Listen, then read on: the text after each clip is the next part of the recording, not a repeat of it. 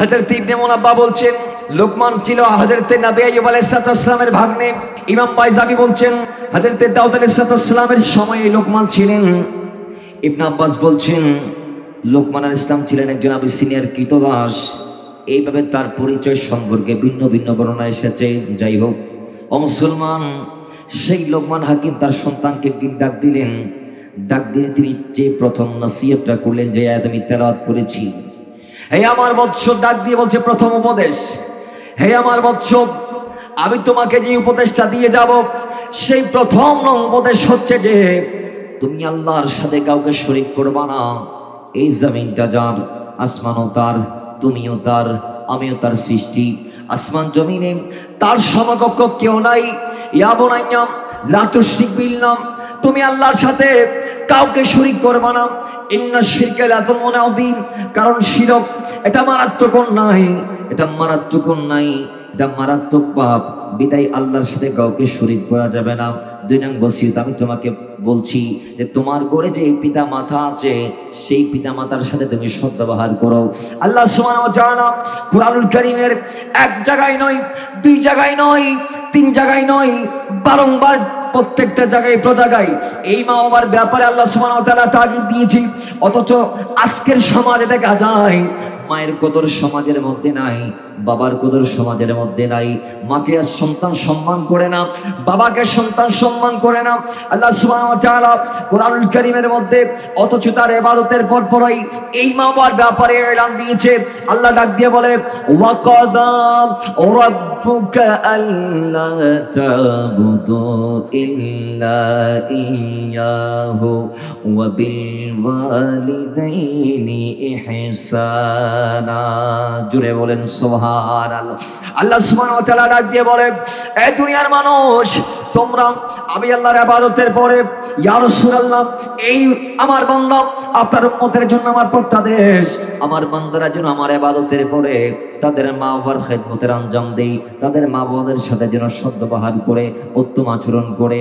আল্লাহ সুবহানাহু ওয়া তাআলা এই এক জায়গার মধ্যে মা বাবার সম্পর্কে বলে সীমাবদ্ধ রাখে নাই।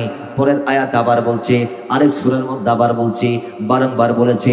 মাথায় রাখবেন, আজকে যে নবীর মিলাদ চলছে, যে নবীর মওলিদুন নবীর মাস শুরু হয়েছে 3 দিন আগ থেকে, ও মুসলমান, আল্লাহ সুবহানাহু ওয়া তাআলা সেই মদিনাওয়ালা রাহমাতাল লিল আলামিনকে এই জমিনে প্রেরণ করেছেন অনেক কারণে। তোর মধ্যে একটি কারণ হচ্ছে যে মা বাবার কদর বাড়ানোর জন্য। জোরে বলেন, আরো জোরে বলেন। কারণ কি বলে? কারণ একটাই, আল্লাহর নবী রাহমাতাল লিল আলামিন এই দুনিয়ার ধারা দামে আওয়ার আগে মা ছিল কিন্তু মায়ের কদর ছিল না, বাবা ছিল বাবার কদর ছিল না, মা নামে মাত্র মা ছিল। প্রকৃতপক্ষে মা বড় অসহায় ছিল। নাউজুবিল্লাহি মিন যালিক কেমন অবস্থা সেই সময় ছিল, বাবার ইন্তেকালের পরে সন্তান আপন মাকে বিয়ে করেছে, দাসদাসীর মতো কাটিয়েছি। ও মুসলমান, ও মুসলমান, শুধু তা নয়, এই মাদের কোনো সামাজিক মর্যাদা ছিল না, পারিবারিক মর্যাদা ছিল না। এক কথায় নারী নামক যত জাত ছিল সমাজে তারা নামে মাত্র নারী ছিল। প্রকৃতপক্ষে তারা দাসদাসীর চেয়ে মারাত্মক ছিল। তারা ভোগ বিলাসের পণ্য সামগ্রীর মতো বেচা বিক্রি করা হতো তাদেরকে। ইচ্ছা করলে তাদেরকে রাখতো, নাইলে মারতো, ফেলে দিত, ছড়ে দিত। বা অনেকে তো কন্যা সন্তানকে জীবন্ত দাফন করে দিয়েছে জাহেলিয়া জামানায়। ও মুসলমান, যেই জামানায় মাদের কোনো অস্তিত্ব ছিল না, রাহমাতাল লিল আলামিন জমিনে এসে মওলিদুন নবীর পরে ওই মাদেরকে তুলতে তুলতে তুলতে তুলতে এত উঁচু পর্যায়ে তুলেছেন, এক পর্যায়ে মাদেরকে মাদের সঠিক আসনটা দিয়ে দিয়েছেন। জুড়ে বলেন সুবহানাল্লাহ। আমার নবী আসার আগে এই জিনিসটার এলান ছিল না যে মায়ের পায়ের নিচে সন্তানের বেহেশত, এটার এলান। কিন্তু আমার নবী আসার পরে আল জান্নাতু তাহতা আকদামিল উম্মাহাত, অথবা ইন্নাল জান্নাতা তাহতা আকদামিল উম্মাহাত, এটা নবী আমাদেরটা আসার পরে বলেছেন যে মায়ের কদমের নিচে সন্তানের বেহেশত। রাসূল আসার পরে এলান দিয়েছে, কেউ যদি মায়ের কপালে চুমা দেয় সে জান্নাতের চৌকাঠে চুমা দিয়েছে। দুনিয়াতে সন্তানদের কি উপদেশ দেওয়ার জন্য নির্দেশ দিয়েছেন? কোরআনুল কারীমের সূরা যারিয়াত, কোরআনের 51 নং সূরার মধ্যে 55 নং আয়াতে কারীমায় আল্লাহ বলেছেন, ও দুনিয়ার মানুষ, ওয়াদাক্কির ফাইন্না যিকরা তানফাউল মুমিনিন, দুনিয়ার মানুষ তোমরা একজন আরেকজনকে উপদেশ দাও। জোরে বলেন সুবহানাল্লাহ। একজন আরেকজনকে শিখাও। একজন আরেকজনকে পরিচালিত করো সৎ পথে, একজন আরেকজনকে উপদেশ দাও, সঠিক পথের দিশা দাও। ও মুসলমান, সঠিক পথের দিশা দেওয়ার আগে আপনাকে সঠিক পথটা আগে বাছাই করতে হবে, আবিষ্কার করতে হবে, খুঁজে নিতে হবে। আপনি যদি পথটা পেয়ে যান তাহলে বলতে পারবেন ভাইজান ওই পথ দিয়ে যাবেন না, কেন? সেই পথ ভাঙ্গা, সেই পথে কাটা আছে, সেই পথ দিয়ে গেলে আপনি পা পিছলে পড়তে পারেন। এজন্য আমি বলছি এই পথ দিয়ে আমি এসেছি, কিংবা এই পথটি আমার চিরচেনা জানা, আপনি এই পথ দিয়ে আসবেন, এটা আমি জানি। এই পথটা ক্লিয়ার, এই পথটা একদম ফিওর। আল্লাহ বলেছে ওয়াত্তাবি সাবিলা মান আনাবা ইলাইয়া, যারা আমার পথের পথিক, যারা আমার পথের পথিক, তারা তোমাদেরকে আমি আল্লাহর পথের দিশা দিবে। ও মুসলমান, ইমানদারদের পক্ষ থেকে যখন সঠিক পথের নিদর্শন বা দিশা তোমাদের সামনে হাজির হয়ে যাবে, কিংবা ইমানদাররা যখন তোমাদেরকে সঠিক পথকে রিপ্রেজেন্ট করবে, তখন তোমরা তাদের পথ আর মতকে অনুসরণ করো, আঁকড়ে ধরো। জোরে বলেন সুবহান। আগে আদর্শ শেখানোর আগে নিজেকে আদর্শবান হওয়ার দরকার আছে না নাই? আবার যারা আসতে বলেন আছে না নাই? কিছু আদর্শ মাত্র 20টা। ফার্স্ট টাইম আমি বলবো যে আদর্শগুলা আপন মা বাবা তাদের সন্তানদেরকে শেখাবে আদর্শ সন্তান হিসেবে গঠন করার জন্য। 1 নম্বর, আদর্শ সন্তান গঠন করার লক্ষ্যে ফার্স্ট টাইম যেটা দরকার সেটা মা বাবা উভয়জনকে আদর্শবান হতে হবে। মা বাবা উভয়জনকে, কথা বলে না, মা বাবা উভয়জনকে আদর্শবান হতে হবে। আমরা সবাই জানি গৌসুল আজম আব্দুল কাদের জিলানী ছোট্ট অবস্থায় মা শিখিয়েছে, বাবা জীবনে যত বড় ঝড় তুফান শিডোর সুনামি আসুক সমস্যা নাই, তুমি সৎ পথ থেকে পিছপা হবা না, হটবা না, পিছনে যাবা না। কারণ জাআল হক ওয়া যাহাকাল বাতিল ইন্নাল বাতিলা কানা যাহুকা, সত্য যখন সমাগত হবে তখন মিথ্যা দূরীভূত হয়ে যাবে। কথা বলেন ঠিক কিনা? সবাই জানি আসিদিকু ইউনজি ওয়াল কিযবু ইউহলিক, সত্য মুক্তি দেয়, মিথ্যা ধ্বংস করে। এখন আমরা বলি হুজুর আমার ছেলে আমার সাথে মিথ্যা কথা বলে, হুজুর আমার ছেলে কলেজে গিয়ে আমারে কয় আব্বা আমি কলেজে আসছি, অথবা আমার ছেলে কলেজের নাম দিই বই খাতা কলম ইত্যাদি ইত্যাদি ব্যাগ ভর্তি করে নিয়ে গার্লফ্রেন্ডকে নিয়ে ওই যে সিআরবিতে ঘুরে আমারে বলতেছে বাবা আমি চিটাগং কলেজে এখন ক্লাসে আছি, পরে ফোন দাও। কথা বলেন ঠিক কি না? আরো জোরে বলেন ঠিক কি না? এখন বাবার 1 দিন 2 দিন 3 দিন 4 দিন 5 দিন 6 দিন 7 দিন 8 দিন 9 দিন 10 দিনের মাথায় যখন কোনো একজনের মাধ্যমে দূত মারফতের মাধ্যমে যখন খবর পাইলেন যে তোমার ছেলে অমুকের মেয়েকে নিয়ে ঘুরতেছে সিআরবিতে, পতেঙ্গা সি বিচে, অথবা অমুক জায়গায় তমুক জায়গায় সমুক জায়গায়, এখন বাবা শুনে কষ্ট পেয়েছে না শান্তি পেয়েছে? তেরা তো শান্তি লাভ আল্লাহ রে, মাতন না মাতন না মাতন না কেন লাই আরাম লাগে না কি বেআরাম লাগে? বেআরাম। বাবারা আমার ওই সময় অনেকে সন্তানকে কন্ট্রোল করে এভাবে উপদেশ দেই, শাসন করি, তারপর যখন সন্তান কথা শুনতে চায় না তখন ইমাম সাহেব বা হতিব সাহেব বা হুজুর যিনি আছেন এলাকার ওনার কাছে গিয়ে দোয়া চাই, হুজুর আর ফল্লা দোয়া করুন কেয়া তার ফল্লাই দোয়া করিবান দে, কারণ ইতার হতা ননের এটা আল্লাহ মিথ্যা হতা হয়। একটু বড় করি ফরন না নাউজুবিল্লাহ। বাবার আমার আমি বলবো আপনার ছেলে আপনার সাথে মিথ্যা বলে এটার পিছনে আপনি দায় কেন? কয় ছোট্ট অবস্থায় ছেলেকে তাগিদ দিতে পারেন নাই? আপনিও বাবা, গৌসে আজমের বাবাও বাবা, আপনি মহিলা, আপনিও সন্তানের মা। গৌসে আজম আব্দুল কাদের জিলানীর মাও ছিলেন মা, গরিব নওয়াজের মাও ছিলেন মা, ইমাম গাজালির মাও ছিলেন মা। তারা কেমন ছিল আর আপনি কেমন একটু তারতম্য করুন। আগে যাই তারা কেমন ছিল? তারা নিজ সন্তানদেরকে চুপ্ত অবস্থায় শিখিয়েছে, এ আমার সন্তান তোর গলার উপর চুরিও যদি জ্বালানো হয় তারপর মিথ্যার আশ্রয় তুই নিবি না, তোরা যদি কঠিন মুহূর্তের মধ্য দিয়ে যাইতে হয় তারপর তুই সৎপথ থেকে বিচ্যুত হবি না, পিছপা হবি না, হকের বাইরে যাবি না, মিথ্যার আশ্রয় নিবি না। আর আমাদের মায়েরা সন্তানদেরকে মিথ্যা কথা শিখিয়ে দেয়। যাদের বাবা বিদেশ ওই মাগুলা, যাদের স্বামী বিদেশ ওই মাগুলা সন্তানদেরকে শিখিয়ে দেয় কয় তোর বাবার টাকা ফুরাই গেছে, নাউজুবিল্লাহ জোরে বলেন। এই আমার সন্তান তোর বাবারে ফোন দেখো, টাকা শেষ। ভাই আম্মা কালকে পরশু না আব্বা 10,000 টাকা বাড়ছে, কষাই হয়ে গেছে, থাকলেও নাই। নাউজুবিল্লাহ জোরে বলে। এখন মিথ্যা কথা শিখাচ্ছে সন্তানকে কে? আপন মা। আপন মা শিখাচ্ছে। আমাদের বাবারাও সেম। বাবারা যখন তাদের মোবাইলে কল আসে সন্তানকে দিয়ে দেয়, কয় তুই ক তোর বাবা বাইরে গেছে, ক বাবা বাইরে গেছি, রিসিভ করি ক। তো সন্তান মোবাইল রিসিভ করে এখানে দিকে আসসালামু আলাইকুম আঙ্কেল, আব্বা বলতেছে আব্বা নাকি বাইরে গেছে। আব্বা বলতেছে আব্বা কোথায় গেছে? বাইরে গেছে। ধরাও খাইছে, দুনিয়া তো মৌলা দরবারিও, কথা ঠিক নেবে ঠিক। আরো আস্তে বলেন না ঠিক কি না? তাহলে আমাদের সন্তানদেরকে মিথ্যা শেখাচ্ছে কারা? মা বাবারা। বলেন না কারা? জোরে জোরে কারা? বেয়াদবি শিখায়। কোন একজন ব্যক্তি যদি কারো সন্তানের প্রতি রাগান্বিত বা ক্রোধান্বিত বা ক্ষুব্ধ হয়ে বাবাকে গিয়ে বিচার দেয় যে তোমার ছেলে কালকে আমাকে এই কথা বলেছে, তোমার ছেলে আমার সাথে বেয়াদবি করেছে, তোমার ছেলে আমার সাথে সামনাসামনি হয়েছে, বিচার করো। তখন অনেক সময় আমাদের বাবারা সন্তানকে শাসন করার পরিবর্তে বরং সন্তানের বিরুদ্ধে বাবার কাছে যে নালিশ দিয়েছে তার সাথে ঝগড়ায় লিপ্ত হচ্ছে। কথা বলেন ঠিক নেবে ঠিক। আবার বাড়ির গিয়ে মিটিং করতেছে, কই তোর বিরুদ্ধে অমুকে বিচার দিচ্ছে, কে বলতেছে? বাবা। বলেন না কে বলতেছে? বাবা। কয় ইতারে আমি আজকে যাই বাবা হোক মাফ করে দিছি, আগামীতে তোর সাথে কিছু হলে ডাইরেক্ট মারি দিবি। নাউজুবিল্লাহ জুড়ে বলে। তাহলে সন্তানকে বেয়াদবি শিখাচ্ছে কে? সে কি স্কুল থেকে শিখছে, কলেজ থেকে শিখছে, মাদ্রাসা থেকে শিখছে, মক্তব থেকে শিখছে? মক্তবে যখন ছাত্রদেরকে পাঠায় আমরা আমাদের ছেলেদেরকে, হুজুর যখন বাচ্চারে পেটায় তখন আমরা গিয়ে হুজুরে ফিটাই, ঠিক নেবে ঠিক? বাচ্চারা হাই স্কুলে পাঠালেন, প্রাইমারি স্কুলে পাঠাইলেন, মাদ্রাসায় পাঠাইলেন, ভার্সিটিতে পাঠাইলেন। সন্তান আপনারটাকে মানুষ করার জন্য যেহেতু দিয়েছেন, মানুষ করতে গিয়ে শিক্ষক যখন শাসন করে ফেলেছে তখন আপনি বাবা সহ্য করতে পারেন নাই। কেন মারবে তুমি আমার সন্তানকে? শিক্ষকের সাথে গাঁট ধাক্কা ধাক্কি কোলার দরাদরি আসলে দেয়।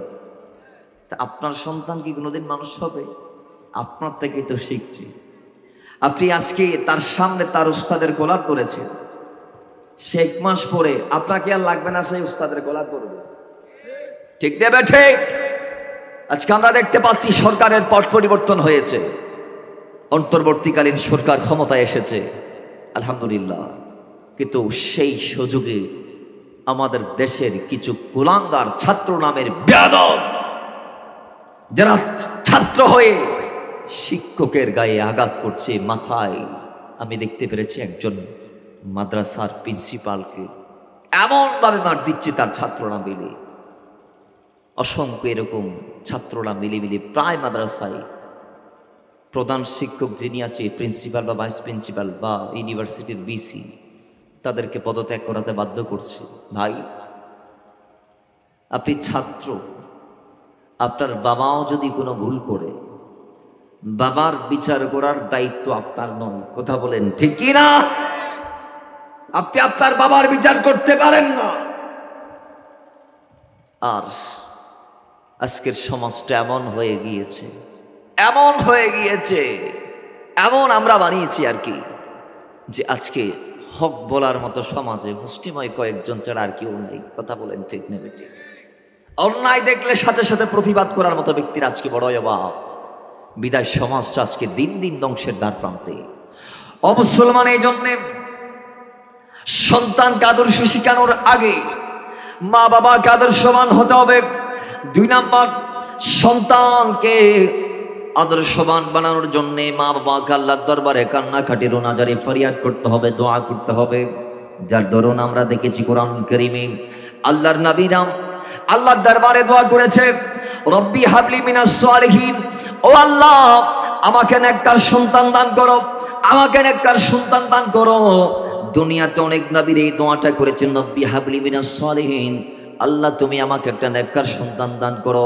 যেখানে নবী নূহ আলাইহিস সালাম থেকে একজন কেনান জাহান্নামের কীট হয়েছে, সেখান থেকে নবীরাও তারা প্রত্যেকে দোয়া করেছেন এইভাবে যে ও আল্লাহ আমাদেরকে একজন নেককার সন্তানের পিতা বানাও, আমাদের নসল দিয়ে তুমি নেককার সন্তানদেরকে পাঠাও। গৌসে আজমের বাবা হরদম হামেশা দোয়া করতো রব্বি হাবলি মিনাস সালিহিন, রব্বি হাবলি মিনাস সালিহিন, আল্লাহ নেককার সন্তান আমার নসল দিয়ে তুমি দাও।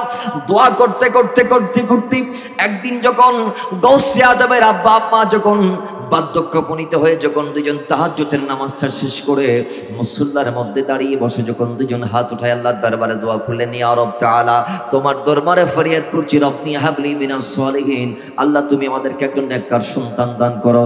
সাথে সাথে আল্লাহ দোয়া কবুল করে নিয়েছে। রাতের বেলা রাহমাতাল লিল আলামিন মদিনা ওয়ালা এসে ডিক্লার দিয়েছে ইয়া আবু সালেহ আতাকাল্লাহু ইবনান সালেহান, ওগো আবু সালেহ আল্লাহ তোমাকে একজন নেককার সালেহ সন্তান দান করবে। জোরে বলেন সুবহানাল্লাহ। আল্লাহ তোমাকে নেককার সন্তান দান করবে। তারা দোয়া করেছেন, তারা কবুলও হয়ে গিয়েছেন। তাদের নসল দিয়ে সূর্য সন্তানরা এসেছে। আজকে আমাদের নসল দিয়ে টুর সিটার বাটপারের আগমন হয়। কারণ কি কয়? কারণ আমাদের যে বাবাগুলো আছে, আমরা যারা আছি বাবা নামক দোয়া করতেও জানি না। দোয়া করলে কি করি? হাত উঠাই বলি আল্লাহ আমার গাড়ি নাই গাড়ি দাও, বাড়ি নাই বাড়ি দাও, ওইটা নাই ইটা দাও, ওইটা নাই ওইটা দাও, টাকা দাও, পয়সা দাও, ধন দাও, দৌলত দাও, সম্মান দাও, ইজ্জত দাও, আবরু দাও, ওইটা দাও, ওইটা দাও, এসব আমারে দিয়ে দাও। ঠিক নেবে ঠিক দোয়া আমরা এটাই করি। অথচ রাসূলুল্লাহ বলেছেন দোয়ার প্রারম্ভে আল্লাহর হামদ থাকতে হবে, আমি নবীর দরুদ থাকতে হবে। যেই দোয়াতে আল্লাহর প্রশংসা নাই, আল্লাহর তাসবিহ নাই, আমি নবীর উপর দরুদ পাঠ করা হয় না, আল্লাহর কসম ইবনে ওমরের বর্ণনা সেই দোয়া আসমান এবং জমিনের মাঝখানে ঝুলে থাকবে। ওই দোয়াটা যদি মাওলায়ে কায়নাত পর্যন্ত পৌঁছাইতে চান তাহলে দরুদ আপনাকে দোয়ার শেষে পড়তে হবে, প্রারম্ভে আল্লাহর হামদ সানা গানি বর্ণনা করতে হবে। একটু জোরে বলেন না সুবহানাল্লাহ। আমরা এই সিস্টেমে দোয়া করতে চাই কি চাই না? আরো জোরে বলুন চাই কি চাই না? চাই, কিন্তু মাথা বাসায় গিয়ে মনে থাকে না। আমাদেরকে বাসায় গিয়েও মাথায় রাখতে হবে এই জিনিসগুলা। বাবারা আমার অমুসলমান, এজন্য 2 নম্বরে আমাদের সন্তানের জন্য আমাদের বেশি বেশি দোয়া করতে হবে। হাদিসে পাকে এসেছে দুনিয়াতে আল্লাহ সুবহানাহু ওয়া তাআলা আমাদেরকে পাঠানোর আগে সেট আপ করে রেখেছেন কে জান্নাতি আর কে জাহান্নামী। লম্বা হাদিস মিশকাতুল মাসাবির মধ্যে এসেছে। বাবারা আমার মুসলিম শরীফ সহিহ মুসলিমের মধ্যে এসেছে বর্ণনাটি যে আল্লাহ নবী হযরত আদম সফিউল্লাহকে আল্লাহ যখন বানাইলেন, আদম সফিউল্লাহর ডান দিকে যখন ডান পৃষ্ঠের মধ্যে যখন আল্লাহ সুবহানাহু ওয়া তাআলা কুদরতি হাত মোবারক বুলিয়ে দিলেন, আদমের কিছু সন্তান বের হয়ে গেল। আদম তাদেরকে দেখার সঙ্গে সঙ্গে বললেন ইয়া রব এরা কারা আমি জানতে চাই। তখন আল্লাহ সুবহানাহু ওয়া তাআলা বলেছে আদম সফিউল্লাহ এরা তোমার সন্তান। আল্লাহ তো এরা কখন আসবে? কয় এরা কিয়ামতের আগ পর্যন্ত জমিনে আসবে। আল্লাহ এদের পরিচয় কি? কয় এরা জান্নাতি। জুড়ে বলেন সুবহানাল্লাহ। এখনো আদমের সন্তানরা দুনিয়াতে আসে নাই, কিন্তু আল্লাহ এক দলের জান্নাতের সার্টিফাই করে দিয়েছে। সুবহানাল্লাহ জুড়ে বলেন, আরো জোরে বলেন। এরপরে আল্লাহ সুবহানাহু ওয়া তাআলা আদম সফিউল্লাহর বাম পৃষ্ঠের মধ্যে হাত বুলাইলেন, একদল লোক বের হয়ে গেল। আদম সফিউল্লাহ বললেন আল্লাহ এরা কারা? সঙ্গে সঙ্গে আল্লাহ সুবহানাহু ওয়া তাআলা বলে আদম এরা তোমার বাচ্চারা, এরা তোমার সন্তান। আল্লাহদের পরিচয় কয় এরা জাহান্নামী, এরা জাহান্নামী। এটার ব্যাখ্যায় আরেক হাদিসের মধ্যে এসেছে ওই জান্নাতি যারা তারা দুনিয়াতে আসার আগেও যদিও বা জান্নাতি হিসেবে সাব্যস্ত হয়েছে, প্রকৃতপক্ষেরা দুনিয়াতে এসে জান্নাতের আমলগুলাই করবে। কথা বলেন ঠিক কি না? আর যারা জাহান্নামী এরা দুনিয়াতে এসে জাহান্নামের জন্য উপযুক্ত যে আমল দরকার সেগুলাই করবে। রাসূল অন্যান্য হাদিসে এভাবেও বলেছেন যে কোনো জান্নাতি ব্যক্তি যদি সারা জীবন নাফরমানিও করে, সারা জীবন যদি গুনাহ করে, অন্যায়ও করে, ইন্তেকালের আগে এমন একটি আমল সে করবে সেটার প্রতি সন্তুষ্ট হয়ে তাকে মাওলা জান্নাত দিয়ে দিবে। জুড়ে বলেন না সুবহানাল্লাহ। আর কোন জাহান্নামী সারা জীবন সেজদা দিলেও দুনিয়ার থেকে যাওয়ার আগে আগে এমন একটা করে ফেলবে যার দরুন সে জাহান্নাম, সে কি পাবে? জাহান্নাম পাবে। এমন একটা নাফরমানি করে ফেলবে যার দরুন সে জাহান্নামে যাবে। যাই হোক, তাহলে এগুলো আগ থেকে ফয়সালা হয়ে গিয়েছে। তো রাসূলুল্লাহ বলছেন এই হাদিসে কোনো সন্তান মায়ের পেটে আসার পরে মায়ের দোয়া সন্তানের জন্য কতটুকু কল্যাণকর দেখেন। কোন সন্তান যদি দুনিয়াতে আসার আগে আগে যখন 9টি মাস মায়ের পেটে থাকে, ওই সময়ে যদি মা তার সন্তানের জন্যে একবার পুরো কোরআনকে খতম করতে পারে, কথা বলেন, একবার পুরো কোরআনটা যদি খতম করতে পারে, আর সেই পেটের সন্তানটা যদিও বা জাহান্নামী হয়ে দুনিয়াতে আসবে, কিন্তু একটি বার কোরআন খতম করে যখন মা হাত উঠাইবে, আল্লাহ পাক মায়ের হাতের সাদকায় ওই সন্তানের নাম জাহান্নামের লিস্টি থেকে কেটে জান্নাতীদের লিস্টিভুক্ত করে দেয়। জুড়ে বলেন না সুবহান। তাহলে আমাদের সন্তানদের জন্য দোয়া করার দরকার আছে না নাই? আরো জুড়ে বলুন, আছে না নাই? বাবারা আমার, 3 সন্তানদেরকে মিথ্যা গল্প না শোনানো। শিশুদেরকে আমরা ভূত প্রেত চোর ডাকাত ইত্যাদি ইত্যাদির কথা বলে ভয় দেখায়, অথচ আমাদের সন্তানদেরকে ভয় দেখানোর কথা কোনটা জানেন? আল্লাহ রাসূলের, যেটার ব্যাপারে খুদ কোরআনে এলান এসেছে, যে তাকওয়ার কথা আল্লাহ সুবহানাহু ওয়া তাআলা বলেছেন। রব্বে কারীম কোরআনের 1 জায়গায় 2 জায়গায় 3 জায়গায় নয়, বারংবার যে কথা বলেছে, ইত্তাকুল্লাহ, আল্লাহকে ভয় করো। আমরা আমাদের সন্তানদেরকে সেই আল্লাহর ভয়ের শিক্ষা দেই না।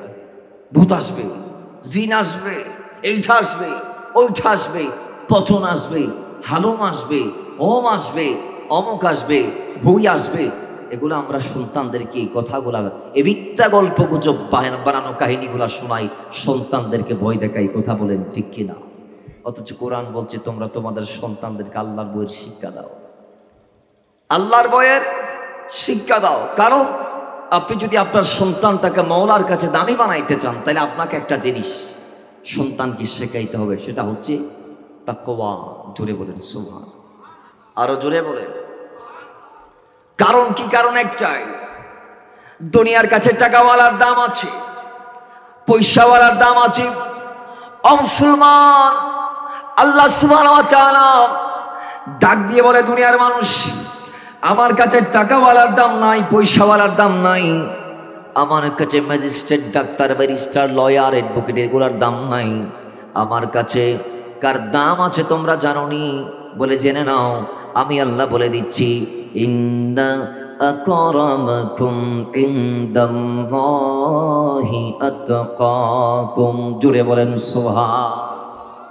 আমার কাছে সেই দামি যার অন্তরে আমি আছি, যার অন্তরে আমার ভয়টা আছে, যার অন্তরে তাকওয়া আছে, যার অন্তরে আমি খোদার প্রীতি আছে, প্রেম আছে, ভালোবাসা আছে, আমি নবী, আমার নবীর ভয় আছে, আমার নবীর মহব্বত আছে, নবীর ইনকিয়াদ আছে, যার অন্তরে নবীর তাজিম আছে, এক কথাই যার অন্তরে আল্লাহ আল্লাহ রাসূল আছে, তাকওয়া আছে, তিনার দাম আমি আল্লাহর কাছে আছে। জুড়ে বলেন সুবহান। আজকে আমাদের সমাজে মা বাবাগুলা সন্তানদেরকে শিক্ষা দেয় না। জানো, সন্তানদেরকে শিক্ষা দিবেন ঠিক আছে, কিন্তু সন্তানদেরকে একদম পাবলিক প্লেসে বিভিন্ন মানুষের সামনে সন্তানদেরকে অপদস্থ করবেন না, পর্যদস্ত করবেন না। তাদেরকে শেখাবেন, ডাক দিবেন। ডাক দিতে গিয়ে মানুষের সামনে সন্তানদেরকে হেয় প্রতিপন্ন করবেন না। আমরা এই জিনিসটা কিন্তু সমাজে বেশি। আমরা কি করি, কারো একটা ট্যালেন্ট ছাত্রের সামনে যখন আমরা আমাদের ছেলেকে নিয়ে হাজির হই, তখন আমরা বলি, তুই একটা ছেলে হইলি নি, ও দেখ এইটা করছে, ওইটা করছে, জিপিএ 5 পাইছে, এটা পাইছে, ওইটা পাইছে, তুই তো কিছু পাস নাই, তুই একটা কাজের ছেলে হইলি নি। আমরা হেয় প্রতিপন্ন করি আমাদের সন্তানদেরকে। না, এটা করা যাবে না, এটা করা যাবে না। ইভেন কি এগুলা তো না পারলে আরেক দল মা বাবা আছে, সন্তান সফলতা পাওয়ার পরও যারা সন্তানদেরকে মাথায়ও হাত বোলায় না, দোয়াও করে না, বাহবাও দেয় না, সামনেও আগায় দেয় না, তখনও সন্তানদের বিরুদ্ধে কথা বলে। সন্তান যখন বলে, আব্বা আমি জিপিএ 5 পাইছি, জিপিএ 5 এটা একটা গ্রেড হইল নি, অমুকের ফুলাস গোল্ডেন অ্যাভারেজ পাইছি, তুই মাত্র জিপিএ 5 পাইলি। সেই সময় বাবার উচিত কি ছিল? সেই সময় বাবার উচিত ছিল সন্তানকে মাথায় হাত বুলি, গায়ে হাত বুলি, বুকে লাগিয়ে এই কথা বলা যে আমার সন্তান, তুই আমার বেটা, তুই আমার চেহারাকে সমাজে রওনক করেছস, সুতরাং আমি তোর জন্য দোয়া করি, এই দোয়া করছি আগামীতে যেন এর চেয়ে আরো ভালো কিছু আমাকে, আমার পরিবারকে এবং পুরো জাতিকে যেন তুই দিতে পারিস। জুড়ে বলেন সুবহান। এগুলা বলে না, এগুলা বলেন, এগুলা কোথায় বলে? ওই মাদ্রাসার টিচাররা বলে। আগামীতে আর ফোন আরো ভালো করিব, মাদ্রাসার টিচাররা বলে। তো মা বাবা বলে হয়তো অমুকর ফাদা তত বড় বড় 2 নম্বর বেশ পাই, অমুকর ফা বলে রোল একই, তুই 3 কর, তুই একই না ফাললি নি বাবা। একটা এখানে 2টা নাফরমানি হয়ে যাচ্ছে। একটা হচ্ছে সন্তান যে ভালো রেজাল্টটা করেছে সেটা আল্লাহ পাকের দান, এটা আল্লাহর নিয়ামত। এই নিয়ামত পেয়ে উচিত ছিল সন্তানকে নিয়ে জামাত সহকারে ঐক্যবদ্ধ হয়ে আল্লাহর দরবারে শুকরগুজার করা। জুড়ে বলেন সুবহান। যেমন আমি গুনাহগার, আমি আমার লাইফের একটা ছোট্ট ঘটনা আপনাদের সাথে শেয়ার করতে চাই। আমার আব্বু আমাকে অতিরিক্ত প্রেশার ক্রিয়েট করেছিল দাখিল পরীক্ষার আগে আগে। অনেক হুমকি দামকি আব্বু দিয়েছিল আমাকে। কেন দিয়েছে? আমার রেজাল্টটা ভালো হওয়ার জন্য। সুবহানাল্লাহ জোরে বলে। এক পর্যায়ে রেজাল্টের দিন আসলো, আব্বুর মাথায় তখন শুধু একটা চিন্তা, আমার রেজাল্ট নিয়ে, আমার ছেলে কি পাচ্ছে। আমার মাদ্রাসার থেকে যখন আমাদের আরবি প্রভাষক আবু তসিম মোহাম্মদ মোসা হুজুরের ফোন দিয়ে যখন বললেন যে হুজুর আমার টিচার কিন্তু আবার আমার আব্বুর ছাত্র, আমার উস্তাদ আমার আব্বুর ছাত্র, উনি কক্সবাজার তৈবিয়াতে আরবি প্রভাষক হিসেবে বর্তমানেও আছে। তো উনি যখন আমার আব্বুকে ফোন দিয়ে বললেন যে হুজুর আপনার ছেলে জিপিএ 5 পেয়েছে আলহামদুলিল্লাহ, তখন আব্বু চিৎকার মেরে আমাকে বুকে নিয়েছে।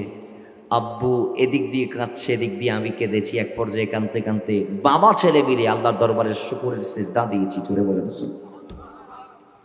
দাখিলেরটা মনে আছে, কারণ দাখিলে আমি আমার বাবার সাথে ছিলাম রেজাল্টের সেই সময়টা, সেই ঘন্টাতে। এরপর তো আমাদের তারা বেড়ে গিয়েছে, আমরা এক এক দিন এক এক জায়গায়। বাবারা দেখুন, এই জিনিসটা থাকতে হবে, এই জিনিসটা থাকতে হবে। বাবা সন্তান একসাথে মিলে দোয়া করতে হবে। যেমন হযরতে ইব্রাহিম খলিলুল্লাহ যখন খানায়ে কাবা নির্মাণ করলেন, তিনি তার সন্তান ইসমাইলকে সঙ্গে নিয়ে দোয়া করেছিলেন খানায়ে কাবা নির্মাণের পরে। জোরে বলেন না সুবহানাল্লাহ। এই জন্য মুসলমান সন্তানকে সফলতা দেওয়ার পিছনে মা বাবার দোয়া, বাবা ছেলে মিলে আল্লাহর দরবারে শুকর আদায় করতে হবে। যদি অনাকাঙ্ক্ষিত কোনো ভুল করে ফেলে তাহলে মানুষের সামনে সন্তানকে পর্যদস্ত করা যাবে না, ইনসাল্ট করা যাবে না। শাসন করবেন বাতের টেবিলে নয়, মানুষের সামনে নয়, দৃষ্টির আড়ালে, মানুষের অগোচরে, রুমের ভিতর প্রবেশ করে, ঘরের মধ্যে যারা আছে বাদ বাকি তাদের সামনেও না। সন্তানকে একাকী একটা আলাদা রুমে প্রবেশ করিয়ে যা ইচ্ছা বকাবকি করুন, যেমন চাই শিখান, শাসন করবেন। ওভাবে আড়ালে লুক চক্ষুর অন্তরালে যদি আপনি আপনার সন্তানকে সুশিক্ষা দিতে পারেন, সে 100% মেনে নিতে বাধ্য। আর যদি তাকে সমাজের সবার সামনে যদি চোখে আঙ্গুল দিয়ে আপনি তাকে শিক্ষার উদ্দেশ্যে বললেও সে গ্রহণ করবে? বলে না গ্রহণ করবে না। 5 নম্বর, সন্তানের সামনে অপ্রীতিকর কোনো শব্দ মা বাবা ইউজ করতে পারবে? কিন্তু আমাদের সচরাচর আমাদের সমাজ আমরা দেখি মা বাবাগুলা সন্তানের সামনে বড় আওয়াজে গালি দেয় একজন আরেকজনকে। অনেক সময় মা বাবাকে দেয়, আবার অনেক সময় বাবা মাকে দেয়। অনেক সময় চাচা বাবা ঝগড়াঝাটি লেগেছে, বাস একজন আরেকজনের দিয়ে শুরু। এগুলো আমাদের সন্তানরা শিখছে, এগুলো আমাদের সন্তানরা শিখছে। অমুসলমান আওয়াজ আমাদের সংযত যত নিচু করে রাখা যায় রাখতে হবে সন্তানের সামনে। সন্তান যদি না থাকে তাইলে এটা ভিন্ন কথা। সন্তানের সামনে আমাদের শব্দ চয়নের ক্ষেত্রেও আমাদেরকে একদম বরাবর আমাদের ব্রেনকে এমনভাবে রাখতে হবে যাতে বলে আমাদের মুখ ফসকে কোনো একটা মারাত্মক শব্দ বের না হয়। কারণ বলে আমি যেটা বলছি, আপনি যেটা বলছেন, আপনার আমার সন্তানরা সেটাই শিখছে। কারণ মা বাবাই হচ্ছে সন্তানের প্রথম অভিভাবক এবং শিক্ষক। কথা বলেন ঠিক কিনা? প্রত্যেকের, উনি রিক্সাওয়ালা হোক, উনি ওনার সন্তানকে স্কুলে দিয়েছেন ঠিক আছে, কিন্তু রিক্সাওয়ালার ছেলেরও প্রথম শিক্ষক স্কুলের গোলা নয়, ওনার মা বাবা। কথা বলেন ঠিক না? কারণ এর প্রথম ওনাদের মা বাবাদের থেকে শিখিয়েছে। এখন তো আমাদের সমাজে এমন একটা অবস্থা হয়ে গিয়েছে, গালিগালাজে ভরপুর হয়ে গিয়েছে। বিশেষ করে আমাদের চট্টগ্রামে গালি না দিলে আমাদের পেটের ভাত হজম হয় না। ঠিক দেবে ঠিক? গালিগালাজ না করলে আমাদের পেটের ভাত হজম হয় না। এজন্য মুসলমান গালিগালাজ বা অপ্রীতিকর শব্দ সন্তানের সামনে ব্যবহার করা যাবে না। 6 নাম সন্তান, যেটা আমরা একটু আগে রিপিট করেছি, 4 নং অপশনের ভিত্তিতে সন্তানের কোনো ক্ষেত্রে ভুল হলেও মা বাবাকে চুপি সারে সেটা সহ্য করে নিতে হবে। কারণ সন্তানের কল্যাণার্থে, সন্তানের কল্যাণার্থে। হ্যাঁ, তো আমি কি ডাক দিব না? দিবেন, ডাক দেওয়ার মতো পরিবেশে গিয়ে দিবেন। কথা বলেন ঠিক কিনা? একটা জিনিস আমাদের সবার ভিতর আছে, যেটা শয়তান আমাদের ভিতর সেট আপ করে রেখেছে, সেটার নাম জেদ। সেই জেদের কারণে আমরা বারবার ভুল করছি, ভুল করার পর আবার ভুল করি, আবার ভুল করার পরও আবার ভুল করি। তো এই জন্য এই জিনিসগুলো আমার বাবাকে মাথায় রাখতে হবে। 7 নং সন্তানের সাথে আমরা যখন একাধিক সন্তানের মালিক হয়ে যাব, আমাদের প্রত্যেকের ঘরে 4টা 5টা 3টা বাচ্চা, বেশ কম, যিনি কম নিচ্ছে তিনি তো 2টা নিচ্ছে। একটা জিনিস আমাদের মাথায় রাখতে হবে, সমতার জিনিসটা আমাদের সমতা বিধান করতে হবে, আমাদেরকে সমতা বজায় রাখতে হবে। এখন দেখা যায় আমাদের সমাজে একটা সিস্টেম এভাবে যে ছেলে বা মেয়ে যেটা সুন্দর তাই সেই আদর বেশি পায়, আর যেটা কালো তারে কেউ শোনাও দেয়, তারে কেউ বুকে জড়াই দেয় না। ও মুসলমান, আল্লাহ নবী রাহমাতুল লিল আলামিন আমাদেরকে এলান দিয়েছে সন্তানদেরকে সমতা, একদম সমান সমানভাবে আদর করো। ও মুসলমান, এমন যেন না হই একটা সন্তানকে আমি বাবা হিসেবে বেশি ভালোবাসলাম আর একটাকে ভালোবাসলাম না। যেটা ইয়ামে জাহেলিয়ার মধ্যে ছিল, ইয়ামে জাহেলিয়াতে তারা ডিভাইড করে ফেলতো। কোনো কারো ঘরের মধ্যে যদি মেয়ের সন্তান জন্ম নেই বা কোনো বাবা যদি মেয়ের সন্তান জন্ম দেয়, সেই বাবাকে হতভাগা মনে করা হতো, দুর্ভাগা মনে করা হতো, তাকে সমাজের জন্য বোঝা মনে করা হতো, তাকে অপর্যুস্ত করা হতো, তাকে কটুকতা শোনাইতো মানুষেরা, তার দিকে চোখ বাঁকা করে দেখতো। আর ছেলে সন্তান যদি কারো বাসায় আসতো বা কারো ঘরে যদি ছেলে সন্তানের আগমন হতো, তাহলে এলাকা এলাকা মিষ্টি বিতরণ, এলাকা এলাকা। আর মেয়ে সন্তান হইলে জীবন্ত দাফন, নাউজুবিল্লাহি মিন যালিক। তো জীবন্ত দাফন কেন করতো? কয় ওই তারা সমতা বিধান করতে পারতো না, তারা সন্তানদেরকে সমান চোখে দেখতে পারতো না, ছেলেদেরকে একদম উঁচা চোখে দেখতো আর মেয়েদেরকে একদম নিচু চোখে দেখতো। যার দরুন মেয়ে হলে তারা কল্যাণকর মনে করে জীবন্ত মাটির নিচে পুঁতে ফেলতো, আর ছেলে হলে এলাকা এলাকায় খবর দিত, ডুল পাড়াইতো, ডাকডুল বাজায়, মিষ্টি বিতরণ করতো। একটু জুড়ে বলেন নাউজুবিল্লাহ। এই জাহেলি যুগের সিস্টেমটা বর্তমান কিছু কিছু ঘরে বর্তমানে এখনো আছে, যে কোনো বউয়ের ঘরে যদি একাধিক মেয়ে চলে আসে, তাহলে অনেক সময় শাশুড় শাশুড়ি ওই বউকে হতভাগা মনে করছে। অতিবজ্ঞ বৌয়ান্ডি দিন আর 3 মেয়ে ফবি এই আইসো গো মরতো বে ন পারে মনতে মেয়ে মরতো বনি বে বিয়াদ দে আল্লাহ নদে নাউজুবিল্লাহ বড় গরি বলুন। ছেলে মেয়ে দেখে আওয়াজ আরো জোরে, ছেলে মেয়ে দেখে, সন্তান দেখে। ছেলেকে ছেলে বানায় পাঠায় কি, মেয়েকে মেয়ে বানায় পাঠায় কি? এখানে স্বামী স্ত্রীর কোনো হাত আছে? বলেন বলেন, স্বামী স্ত্রীর কোনো হাত আছে? নাই। তো যতটুকু হাদিসে পাকে পেয়েছি ততটুকুই বলবো। রাসূলুল্লাহর কাছে যখন জিজ্ঞেস করা হলো ছেলে মেয়ে মা বাবার মতো হয় কেমন, এখানে মা বাবার মতো হওয়ার কথা এসেছে। রাসূলুল্লাহ উত্তরে বলেছেন যে স্বামী স্ত্রী যখন বাতি করবে, স্বামী স্ত্রী যখন মিলন করবে, মিলনের সময় স্ত্রী যদি আগে বীর্যপাত হয় বেয়াদবি মাফ করবেন, তাহলে ওই আগত সন্তানটা স্ত্রীর মতো অর্থাৎ মায়ের মতো হবে। আর বাবার যদি আগে বীর্যপাত হয় বেয়াদবি মাফ করবেন, তাহলে সেই আগত সন্তানটি বাবার মতো হবে। হাদিসে পাকে এতটুকু এসেছে, এখানে বলা হয় না যে ছেলে মেয়ে হবে, কিংবা অমুক অমুক হবে, কিংবা ছেলে হবে, কিংবা মেয়ে হবে, এই কথা বলা হয় নাই। বলা হয়েছে ছেলে মেয়ে মা বাবার অভ্যাসটা কিভাবে পাবে, কিভাবে ছেলে মেয়ে মায়ের মতো হবে, বাবার মতো হবে, এই জিনিসের ব্যাপারে। কিন্তু আজকে আমাদের দেশের অনেক শ্বশুর শাশুড়ি বা অনেক স্বামী এটা মনে করছে যে আমার স্ত্রীর প্রথমটাও মেয়ে, দ্বিতীয়টাও মেয়ে, তৃতীয়টাও মেয়ে, মনে হয় আমার স্ত্রী বড় দুর্ভাগা। একটু জোরে বলেন না নাউজুবিল্লাহ। তাহলে এখানে স্ত্রীদের কোনো হাত, জোরে বলেন এখানে স্ত্রীদের কোনো হাত নাই। এরপরে ৮ নং, সন্তানদের বয়স যখন ৭ হবে, কত বলেন না কত, ৭, তখন তাদেরকে সলাত তথা নামাজের তাগিদ দেয়া। কিসের তাগিদ? নামাজের তাগিদ। সন্তানের বয়স যখন 10 হয়ে যাবে, তখন নামাজ না পড়লে মৃদু প্রহার করতে হবে। মৃদু মানে হালকা মায়ের, হালকা মায়ের। আর দেশের বর্তমানে ইয়েন একদম গায়েব হয়ে গিয়ে এই জিনিসটা নাই। ফুয়ারে নামাজ উল্লাহ মাত্র দূরের কথা, বাফও না পড়ে নামাজ, দাদাইও না পড়ে, ফুয়াইও না পড়ে, ঠিক নেবে ঠিক। দাদাও বে নামাজি, বাফও কথা কর না, বাফও ফুয়াইও নাতিও বেনামাজি। আমাদের সন্তানগুলা কিন্তু জন্মসূত্রে বেনামাজি নয়। বেশ কম প্রত্যেক গড়ে মারা একটু ধর্মের প্রতি আকৃষ্ট বেশি। মায়েরা যখন নামাজ পড়ে সন্তানরাও নামাজি হয়। তো সন্তানরা যখন বড় হওয়ার পর বাবাকে চাচাকে আবদার করে,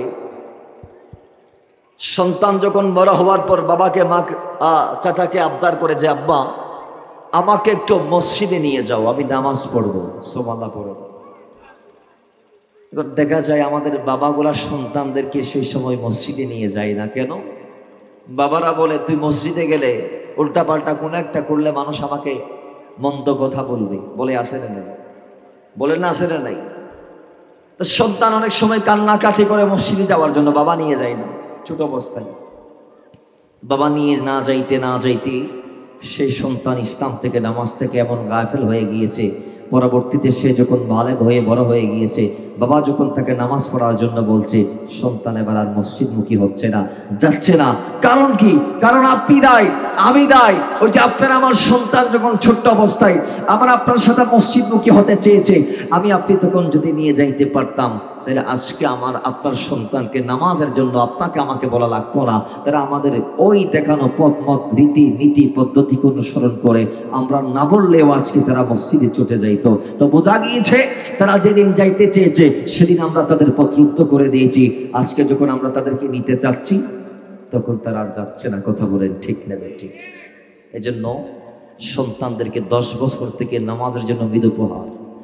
বাবারে ছাড়া 9 নং, সন্তানের বয়স যখন 10 বছর হয়ে যাবে, সন্তানের বিছানা আলাদা করতে হবে। সন্তান কার মা বাবার সাথে রাখা যাবে না। 10 বছর বয়সে সন্তানের বিছানা আলাদা করে দিতে হবে। 10 নং পয়েন্ট হচ্ছে যে সন্তানের সামনে দাম্পত্য বিষয় কোনো কথা তাদের মার বাবা উভয়ে বলতে পারবে না। এখন আমাদের মা বাবার গুলার গালের মধ্যে আট্টা ফাট্টা নাই, কোনো জবানের মধ্যে তাসির নাই, মুখ দিয়ে যা আসছে খননের কি মায়ুনের না ভয়ায়ুনের। আর ওরে ডাহার মত্তা হে আরা বৌসামাই যে এত রাতর করি মাঝির এই বিয়া পারি না। আর ওরি না আর আজকাল বৌজিওর তো এই সরম মান নাই, লাশ লজ্জাই আর নাই। পাশে আর ফয়ন আসি তারা হননের নেই, আর হতা হোক দিন। আমাদের মা বাবারা এই জিনিসগুলা মাথায় রাখে না। সমাজটা আজকে বেরিয়া হয়ে গিয়েছে, কোন প্রকার বাস বিচার ছাড়া হয়ে গিয়েছে। আসুন আমরা চাইলে সমাজটাকে পরিবর্তন করতে পারি কি পারি না? কথা বলেন না, পারি কি পারি না? পারি। একটি শর্ত, আমাদের সুন্দর সুস্থ একটি মন মানসিকতার প্রয়োজন। আমরা যদি আমাদের ব্রেইনটাকে পরিবর্তন করতে পারি, মেমোরিটাকে যদি ইসলামী মাইন্ডের করতে পারি, তাহলে ইনশাআল্লাহ এই সমাজ হবে ওই সমাজ যেই সমাজের স্বপ্ন নিয়ে, যেই সমাজ বেরির মানের স্বপ্ন নিয়ে রাসূলুল্লাহ আজ থেকে ১৫০০ বছর আগে এই মাসে জমিনে প্রথম কদম দিয়েছিল। কথা বলেন ঠিক না? কিন্তু আজকে আমরা সেই মেমোরিটা, সেই মাইন্ডসেটটা এখনো আমাদের ভিতরে সেট আপ করতে পারি নাই। আল্লাহ আমাদেরকে পারার তৌফিক দান করুন। আমি পড়ি। এরপর আমাদের সমাজে বর্তমানে একটা জিনিস বেশি বেড়ে গিয়েছে, যে মাগুলো আছে তারা সন্তানের সামনে একদম টাইট ফিট জামা পরিধান করছে। নাউজুবিল্লাহি মিন যালিক। এটা করা যাবে না। কারণ আপনি মা যদি টাইট ফিট জামা পরিধান করেন, তাহলে আপনার মেয়ে আপনার থেকে এটাই শিখবে, ঠিক কি না? আপনার মেয়ে আপনার থেকে ওইটা শিখবে যেটা আপনি শিখাবেন, যেটা আপনি তাদের সামনে করবেন। মাথায় রাখবেন, ইন্নাকা লা তাজনি মিনাশ শাওকিল ইনাম, কাঁটাযুক্ত গাছ থেকে আঙ্গুর ফল আশা করা যায়? কথা বলেন না। কাঁটাযুক্ত গাছ থেকে আঙ্গুর ফল আশা করা যায় না। এই জন্য এই জিনিসটা খেয়াল রাখতে হবে। বাবারা আমার, 12 সন্তানদের সামনে কোন অশ্লীল নোংরা ছবি কিংবা ভিডিও, বর্তমানে মোবাইলের যুগ চলছে, দেখা যাবে না এগুলা। কেন? কারণ আমরা বর্তমান সমাজে যেটা ফিল করছি, 3 বছরের ফুলাও টিকটক শিখে আসে না নাই? 3 বছরের ফুলারও টিকটক অ্যাকাউন্ট আছে। আর আমাদের দেশে যেগুলা মা, সেগুলোতে মা না, এক একটা অভিশাপ হয়ে গিয়েছে। 24 ঘন্টা ওই ফানেশন লাগানোর মতো মোবাইলের টিকটক তুলে আর তুলে একটার পর একটা ভিডিও দেখে, আসে না নাই? এদিকে জোহর আসর মাগরিব এসা চলে যাচ্ছে, কোনো খবর নাই। স্বামী আসি বারান্দায় বসে আছে, স্ত্রী গিয়ে জিজ্ঞেস করতেছেন, আপনি কি আসছেন, বাসি আছেন না মরি গেছেন? ও রুমে ঢুকার সাথে সাথে বলো, কয় টাকা আছে দিয়ে দেন, ফকরে কি আছে বাইর করে নেন। এরকম হয়ে গেছে, সমাজ এত নষ্ট হয়ে গিয়েছে। আজকে দেখা যায় আমাদের দেশের আমরা সুশীল সমাজরা, আমরা অভিভাবকরা আমাদের মেয়েদের হাতে অ্যান্ড্রয়েড ফোন তুলে দিয়েছি। বড় দুঃখজনক হলেও সত্য এই জিনিসটা, যার দরুন আজকে আমার আপনার মেয়ে অবৈধ ভালোবাসা, প্রীতির মধ্যে, অবৈধ সম্পর্কের মধ্যে লিপ্ত হয়ে যাচ্ছে। কথা বলেন ঠিক না? রাতের 3টা বাজে সেটিং করতেছে, বাবা বলতেছে এগুলা কি করতেছিস? কয় বন্ধুর সাথে সেটিং করতেছি। বন্ধুর সাথে সেটিং, তার মানে ওই মেয়ের একটা ছেলে বন্ধু আছে। নাউজুবিল্লাহি মিন যালিক। এটা বলেছে সন্তান বাবাকে একদম ফ্রিলি। লজ্জা থাকা উচিত। আপনি মুসলমানের মেয়ে, বিয়ের আগে আপনার কোনো ছেলে বন্ধু হতে পারে? বন্ধু হতে পারে? ফোনে কথা বলা তো দূরের কথা, রাসূলুল্লাহ বলেছেন, চেহারা আর চেহারা যদি বা মুখোমুখি হয়ে যায়, ফেস টু ফেস যদি হয়ে যায়, মৌলা আলী কেমন নবী তাকিদ দিয়ে বলছে, আলী, প্রথমবারের দৃষ্টি আল্লাহ মাফ করবে, দ্বিতীয়বার যদি আবার দৃষ্টি দাও আল্লাহ মাফ করবে না, তোমার চোখের জেনা হয়ে যাবে। জোরে বলে নাউজুবিল্লাহ। কিন্তু আজকে ওই ক্লাসের মধ্যে বন্ধু আর বান্ধবী, যুবকরা খেয়াল করেন এই জিনিসগুলা, আর মারা যারা শুনছেন খেয়াল করেন। ও মুসলমান, ঘন্টার পর ঘন্টা সেটিং করে বন্ধুর সাথে, ভালো না লাগলে কল করে, বন্ধুত্বের থেকে ভালো লাগা, ভালো লাগার থেকে ভালোবাসা, ভালোবাসার থেকে 3 মাস পরে বন্ধুর সাথে মেয়ে পলাই গেছে। কথা বলেন ঠিক নেবে ঠিক? তাহলে আমার আপনার মেয়ে যে পলাই গেল, এটার জন্য দায়ী আমি আর আপনি।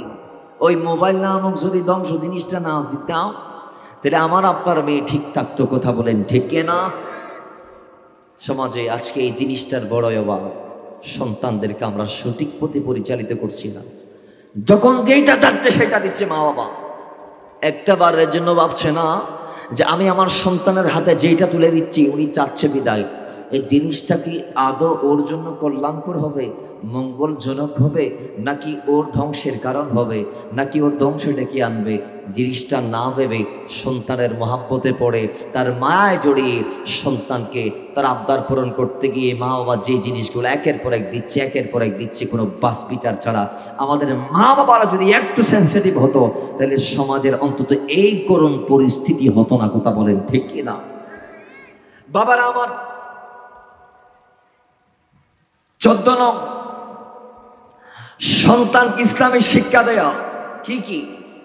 সত্যবাদিতা, আমানতদারিতা, অন্যকে অগ্রাধিকার দেয়া, অসহায়কে সাহায্য করা, মেহমানকে সম্মান করা, ইত্যাদি ইত্যাদি।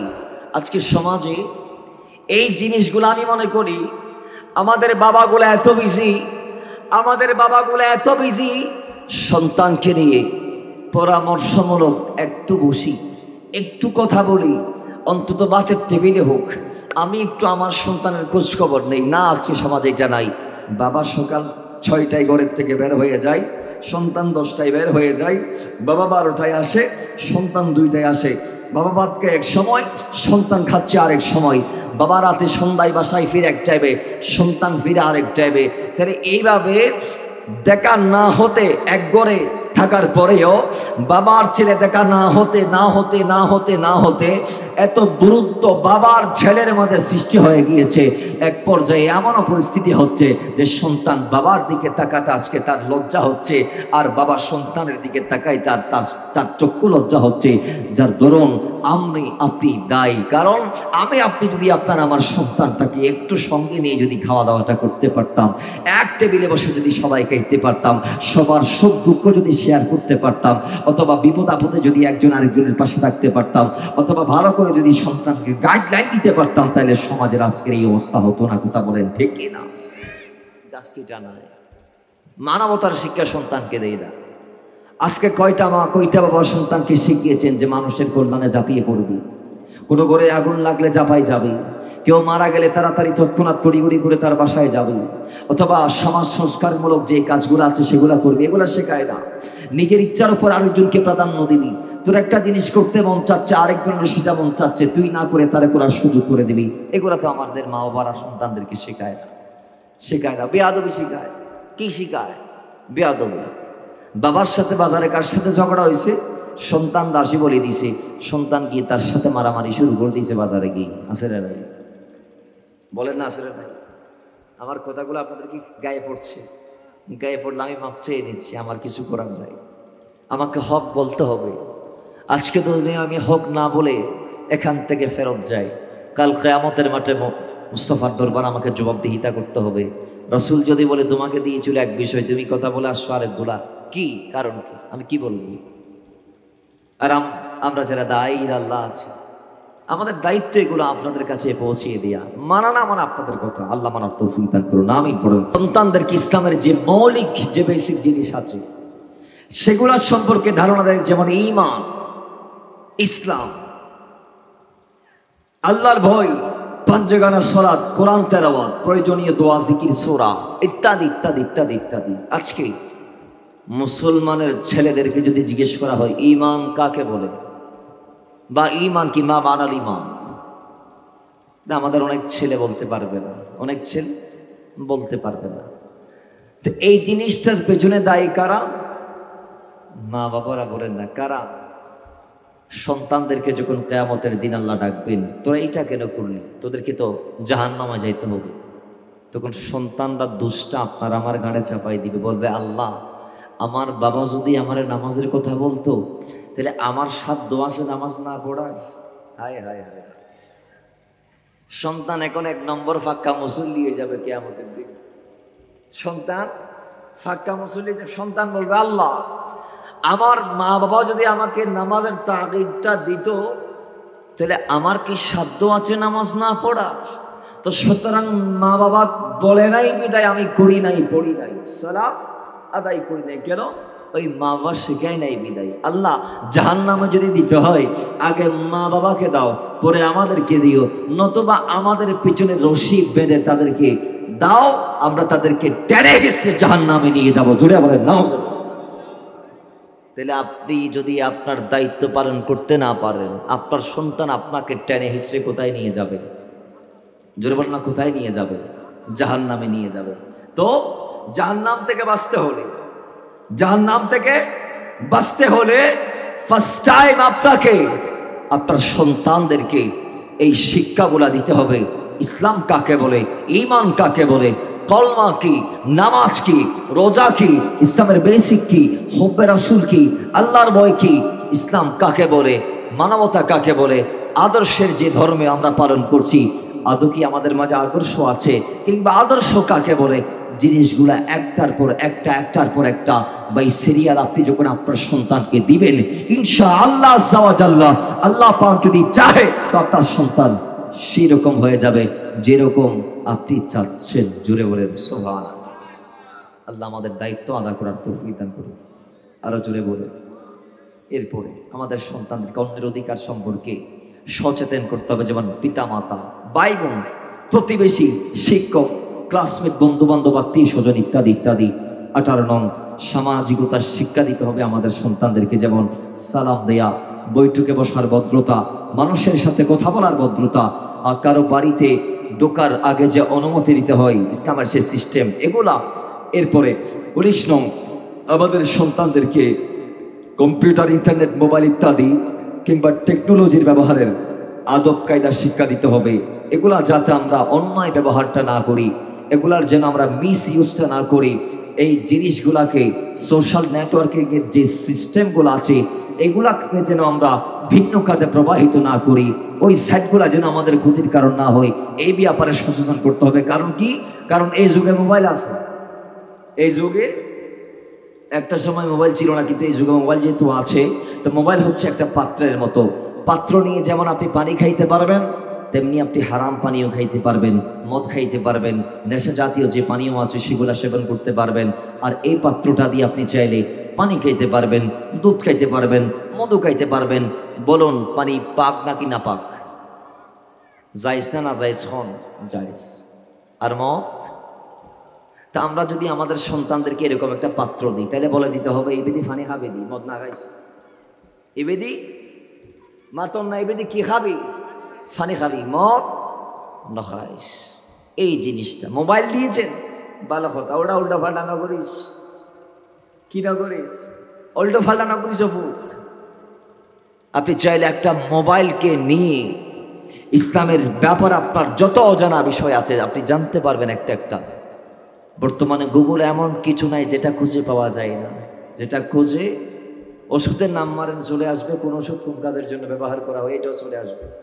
আপনার গণিতের সমাধান লাগবে চলে আসবে, আপনি ইংরেজিতে কোনো একটা কিছু চাচ্ছেন চলে আসবে, আরবি চাচ্ছেন চলে আসবে, কোরআনের কোন আয়াত লাগবে ব্যাখ্যা সহ তাফসীর সহ চলে আসবে, কোন হাদিস লাগবে চলে আসবে, সব আছে সব আছে সব আছে। আপনি সেই মোবাইলটা সন্তানের হাতে তুলে দিচ্ছেন আর বসিয়তটুকু করছেন না, কিংবা মোবাইলকে কিভাবে সে ব্যবহার করবে সে সিস্টেম আপনি বলছেন না, তাহলে তো দায়ী আপনি। কথা বলেন ঠিক কি না? এই জন্য এই সামাজিক সিস্টেমগুলো, সাইটগুলো আমাদের সন্তানদেরকে, সোশ্যাল নেটওয়ার্কিংয়ের যে সিস্টেমগুলো আছে এগুলা ইউজের মাত্রাটা আমাদেরকে জানাই দিতে হবে, কি কি কাতে ইউজ করবে। 20 নং হচ্ছে সর্বদা ভয় ভীতি প্রদর্শন না করে সন্তানদেরকে সবসময় ধমক না দিয়ে আন্তরিক সম্পর্কের মাধ্যমে, হৃদ্যতাপূর্ণ আচরণের মাধ্যমে সঠিক শিক্ষাটা দেওয়ার চেষ্টা করা। জোরে বলেন সুবহানাল্লাহ। শুধু শিক্ষা আমরা আপনাদেরকে দিচ্ছি কোরআন সুন্নাহ দিয়ে এটা নয়, শিক্ষা আমাদের আগের নবীরাও দিয়েছে তাদের সন্তানদেরকে। একজন ওয়ালির কথা আসছে, একজন ওয়ালির কথা আসছে যাকে বলা হয় হযরতে লোকমান হাকিম। হযরতে লোকমান হাকিম যিনি 100টি উপদেশ দিয়েছিলেন তার সন্তানকে, তার মধ্যে 40 মতান্তরে 41টা শ্রেষ্ঠ শ্রেষ্ঠ উপদেশ। তার মধ্যে সেই 41-এর ভিতর 10 থেকে 11টি উপদেশ হচ্ছে সর্বশ্রেষ্ঠ উপদেশ। তো জুড়ে বলেন না সুবহানাল্লাহ। সূরা লোকমান কোরআনুল কারীমের একটি সূরা। এই সূরার নামকরণ করেছেন আল্লাহ ওনার মাধ্যমে, ওনার নাম অনুসারে। আর এই সূরাতে আল্লাহ সুবহানাহু ওয়া তাআলার এই বান্দা, এই ওয়ালি ওনার সন্তানকে যে উপদেশগুলো দিয়েছেন সেগুলো আল্লাহ নোট করেছেন, বর্ণনা করে দিয়েছেন, আমাদেরকে জানিয়ে দিয়েছেন। জোরে বলেন না সুবহানাল্লাহ। বাবারা আমার, সেই লোকমান হাকিমের ব্যাপারে অনেক বর্ণনা এসেছে। হযরত ইবনে মুনাব্বা বলছেন লোকমান ছিল হযরত নবী আইয়ুব আলাইহিস সালামের ভাগ্নে। ইমাম বাইজাবি বলছেন হযরত দাউদ আলাইহিস সালামের সময়ে লোকমান ছিলেন। ইবনে আব্বাস বলছেন লোকমান আলাইহিস সালাম ছিলেন একজন আবিসিনিয়ার কৃতদাস। এইভাবে তার পরিচয় সম্পর্কে ভিন্ন ভিন্ন বর্ণনা এসেছে। যাই হোক, ও মুসলমান, সেই লোকমান হাকিম তার সন্তানকে ডাক দিলেন। ডাক দিয়ে তিনি যে প্রথম নসিহতটা করলেন, যে আয়াত আমি তেলাওয়াত করেছি, হে আমার বৎস, ডাক দিয়ে বলছে প্রথম উপদেশ, হে আমার বৎস, আমি তোমাকে যে উপদেশটা দিয়ে যাব সেই প্রথম উপদেশ হচ্ছে যে তুমি আল্লাহর সাথে কাউকে শরীক করবা না। এই জমিনটা যার, আসমানও তার, তুমিও তার, আমিও তার সৃষ্টি। আসমান জমিনে তার সমকক্ষ কেউ নাই। ইয়া বুনাইয়া লা তুশরিক বিল্লাহ, তুমি আল্লাহর সাথে কাউকে শরীক করবা না। ইন্না শিরকা লাযুলমুন আযীম, কারণ শিরক এটা মারাত্মক অন্যায়, এটা মারাত্মক অন্যায়, এটা মারাত্মক পাপ। বিদায় আল্লাহর সাথে কাউকে শরীক করা যাবে না। 2 নং ওসিয়ত আমি তোমাকে বলছি যে তোমার ঘরে যে পিতা মাতা আছে সেই পিতা মাতার সাথে তুমি সদ্ব্যবহার করো। আল্লাহ সুবহানাহু ওয়া তাআলা কুরআনুল কারীমের 1 জায়গায় নয়, 2 জায়গায় নয়, 3 জায়গায় নয়, বারংবার প্রত্যেকটা জায়গায় প্রজাগায় এই মা বাবার ব্যাপারে আল্লাহ সুবহানাহু ওয়া তাআলা তাগিদ দিয়েছি। অথচ আজকের সমাজে দেখা যায় মায়ের কদর সমাজের মধ্যে নাই, বাবার কদর সমাজের মধ্যে নাই। মাকে আর সন্তান সম্মান করে না, বাবাকে সন্তান সম্মান করে না আল্লাহ সুবহানাহু ওয়া তাআলা কোরআনুল কারীমের মধ্যে। অথচ তার ইবাদতের পরপরই এই মা বাবার ব্যাপারে এলান দিয়েছে। আল্লাহ ডাক দিয়ে বলে ওয়া কাদা রাব্বুকা আল্লা তা'বুদু ইল্লা ইয়াহু ওয়া বিল ওয়ালিদাইনি ইহসানা। জুড়ে বলেন সুবহানাল্লাহ। আল্লাহ সুবহানাহু ওয়া তাআলা ডাক দিয়ে বলে এ দুনিয়ার মানুষ, তোমরা আমি আল্লাহর ইবাদতের পরে ইয়া রাসূলুল্লাহ, এই আমার বান্দা আপনার উম্মতের জন্য আমার প্রত্যাদেশ, আমার বান্দারা যেন আমার ইবাদতের পরে তাদের মা বাবার খেদমতের আঞ্জাম দেই, তাদের মা বাবাদের সাথে যেন সদ্ব্যবহার করে, উত্তম আচরণ করে। আল্লাহ সুবহানাহু ওয়া তাআলা এই এক জায়গার মধ্যে মা বাবার সম্পর্কে বলে সীমাবদ্ধ রাখে নাই। পরের আয়াত আবার বলছে, আরেক সূরার মধ্যে আবার বলছে, বারংবার বলেছে। মাথায় রাখবেন আজকে যে নবীর মিলাদ চলছে, যে নবীর মওলিদুন নবীর মাস শুরু হয়েছে 3 দিন আগ থেকে, ও মুসলমান, আল্লাহ সুবহানাহু ওয়া তাআলা সেই মদিনাওয়ালা রাহমাতাল লিল আলামিনকে এই জমিনে প্রেরণ করেছেন অনেক কারণে। তোর মধ্যে একটি কারণ হচ্ছে যে মা বাবার কদর বাড়ানোর জন্য। জোরে বলেন, আরো জোরে বলেন। কারণ কি বলে? কারণ একটাই, আল্লাহর নবী রাহমাতাল লিল আলামিন এই দুনিয়ার ধারা দামে আমার আগে মা ছিল কিন্তু মায়ের কদর ছিল না, বাবা ছিল বাবার কদর ছিল না, মা নামে মাত্র মা ছিল। প্রকৃতপক্ষে মা বড় অসহায় ছিল। নাউজুবিল্লাহি মিন যালিক কেমন অবস্থা সেই সময় ছিল, বাবার ইন্তেকালের পরে সন্তান আপন মাকে বিয়ে করেছে, দাসদাসীর মতো কাটিয়েছি। অমুসলমান, অমুসলমান, শুধু তা নয়, এই মাদের কোনো সামাজিক মর্যাদা ছিল না, পারিবারিক মর্যাদা ছিল না।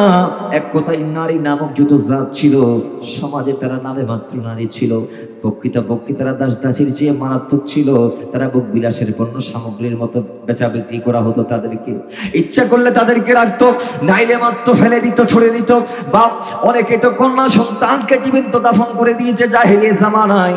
ও মুসলমান, যেই জামানায় মাদের কোনো অস্তিত্ব ছিল না, রাহমাতাল লিল আলামিন জমিনে এসে মওলিদুন নবীর পরে ওই মাদেরকে তুলতে তুলতে তুলতে তুলতে এত উঁচু পর্যায়ে তুলেছেন, এক পর্যায়ে মাদেরকে মাদের সঠিক আসনটা দিয়ে দিয়েছেন। জুড়ে বলেন সুবহানাল্লাহ। আমার নবী আসার আগে এই জিনিসটার এলান ছিল না যে মায়ের পায়ের নিচে সন্তানের বেহেশত, এটার এলান। কিন্তু আমার নবী আসার পরে আল জান্নাতু তাহতা আকদামিল উম্মাহাত, অথবা ইন্নাল জান্নাতা তাহতা আকদামিল উম্মাহাত, এটা নবী আমাদেরটা আসার পরে বলেছেন যে মায়ের কদমের নিচে সন্তানের বেহেশত। রাসূল আসার পরে এলান দিয়েছে, কেউ যদি মায়ের কপালে চুমা দেয় সে জান্নাতের চৌকাঠে চুমা দিয়েছে। এক সাহাবী এসে বলে, ইয়া রাসূলুল্লাহ, আমার মন চাচ্ছে যুদ্ধের ময়দানে যাইতে। আমার নবী বলছেন, তোমার কি মা আছে? কয় জি, মা আছে। বলে, যাও মায়ের কাছে যাও। কেন? ফাইনাল জান্নাত ইনদা রিজালাইন, তোমার জান্নাত তোমার মায়ের কদমের সাথে। সুবহানাল্লাহ। আমার নবীর উম্মতরা গরীব হবে, নবীর ইলমে আসে না নাই, জানা আসে না নাই, আছে। এই জন্য নবী বলছেন, তোমরা যারা মক্কা মদিনায় গিয়ে হজ করতে পারবে না, তোমাদের জন্য আমি হজ বাসের মধ্যে দিয়ে দিলাম, বাড়ির মধ্যে দিয়ে দিলাম। সেটা কি? কেউ যদি মায়ের চেহারার দিকে একবার তাকায় মহব্বতের নজরে, আল্লাহ তাকে একটি কবুল হজের সওয়াব দান করবে। জুড়ে বলেন সব। সাহাবী বলে, রাসূল, আমি যদি 2 বার তাকাই? কয়, আল্লাহ 2 বার দিবে, 2টা কবুল হজের সওয়াব। 3 বার? 3টা? বারংবার? তো বারংবার যতবার দেখবা আল্লাহর ধরভাণ্ডারে সওয়াবের কোনো ঘাটতি বা কমতি নাই। যতবার চাইবেন মায়ের চেহারার দিকে মহব্বতের দৃষ্টিতে আল্লাহ ততটা কবুল হদের সওয়াব আপনাকে দান করবে। জোরে বলেন সুবহান। ও মুসলমান, সেই মাম্বার খেদমতের শিক্ষা তিনি তার সন্তানকে দিয়েছেন। 3 নম্বর, সন্তানকে এই কথা বলেছে, এই আমার সন্তান, মা বাবা যদি তোমাকে শিরকের প্রতি উদ্বুদ্ধ করে, আল্লাহর সাথে যদি কাউকে শরীক করতে বলো, অর্থাৎ মূর্তি পূজার শিক্ষা যদি দেয়, সে ব্যাপারে যদি তোমার জ্ঞান না থাকে তাহলে তুমি চুপ থাকো। তাদের ওই কথা মোতাবেক তুমিও আল্লাহর সাথে কাউকে শরীক করবো না। তারা যেটা শিখাই দিচ্ছে সেটা তুমি মানবা না, কারণ তুমি তারটা মানো। যে আমি আল্লাহর পথে আছে, তুমি তার পথের প্রতীক হবা। যিনি আমি আল্লাহর পথ থেকে বিচ্যুত হয়েছে তার পথে যাওয়ার দরকার। তাহলে বোঝা গিয়েছে মা বাবা কাউকে যদি শিরক শেখায়, কাউকে যদি গায়রুল্লাহ নামে কোনো কিছু করা শিখায়, ইবাদত বন্দেগী বা রিয়াজত সিয়াদত ইত্যাদি ইত্যাদি, আমাদের দেশে অনেক হিন্দু মা বাবা আছেন নাই, তারা যদি তাদের সন্তানদেরকে প্রতিমা পূজা শিখায়, তাহলে আপনার দায়িত্ব হবে মা বাবাকে সম্মান করবেন, ঠিক আছে, কিন্তু ওই জিনিসটার দিকে ধাবিত না হয়ে যে খোদা আপনাকে বানিয়েছে তার দিকে ধাবিত হওয়া। কথা বলেন ঠিক কিনা?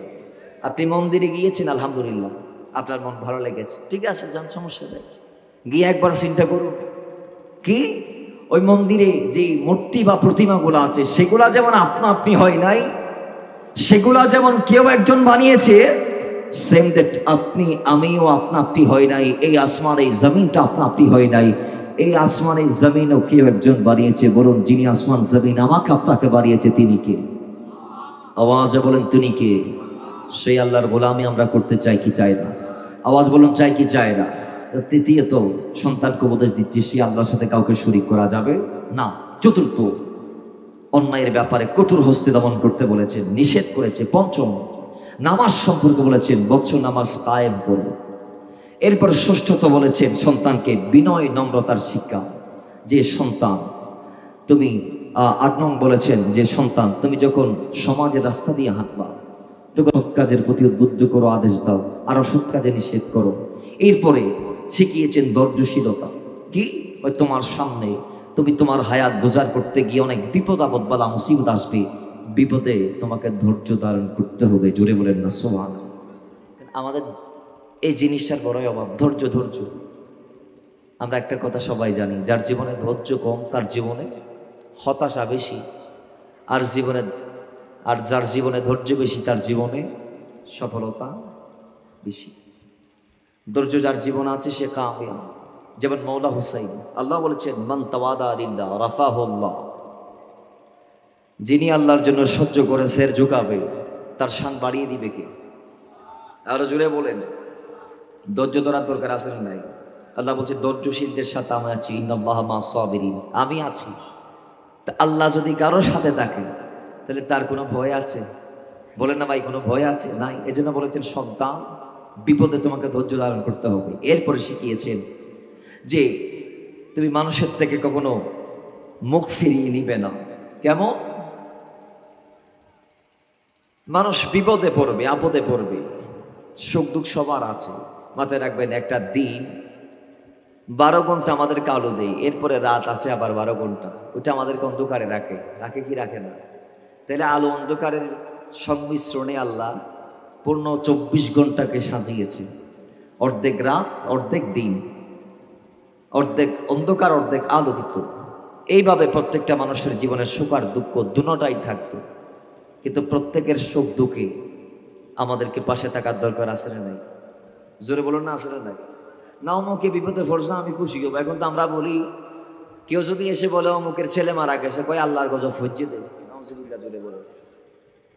আরেকজনের বিপদ আমরা মহা খুশি, কয় তাহলে বিয়াদে ফিকজ্জে দিয়ে না, আল্লাহর পক্ষ তো ফায়সালা, মানে নিজে বড় বলি আজম হয়ে যায়, নাউজুবিল্লাহ, জোরে বলে। এগুলা বলা যাবে না, বরং তাকে গিয়ে সান্ত্বনা দিবে।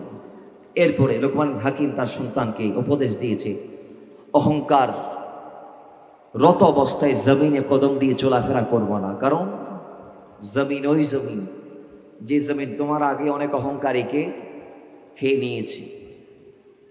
সুতরাং এই জমিনে দাম্ভিকতার সাথে চলা যাবে না। সুতরাং আমাদের এই জিনিসগুলো আমরা কিন্তু অল্প সফলতা যখন পাই জীবনের সূচনায়, আমরা তখন হুচট খেয়ে যাই। আমরা সফলতার পিছনে মূলনায়ক নিজেরাই দাবি করি। আমরা মনে করি আমি ব্যবসা করছি 3 লাখ টাকা দিয়ে, এগুলা 6 লাখ হয়েছে 1 মাসের ভিতর।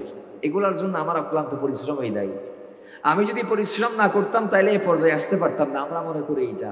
অথচ না, আপনার চেয়ে আরো অনেক কোটি টাকার মালিক কোটি টাকা ইনভেস্ট করে ময়দানে ব্যবসা বাণিজ্য করেছে, কিন্তু আল্লাহ তার দিকে দয়ার নজর দেই নাই, বিদায় সে পথের ফকির হয়ে বাড়ি ফেরত গিয়েছে।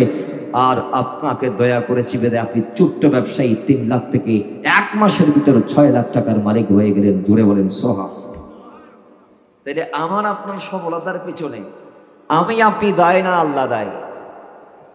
আর তার শুকর আদায় করার দরকার আছে না নাই? আমরা তো এগুলো করি না, আমরা ভুলে যাই, নিজের এই মহানায়ক বানানোর চেষ্টা করি। এই ব্যর্থ চেষ্টার থেকে আল্লাহ আমাদেরকে বিরত রাখুন। আরো জুড়ে বলেন।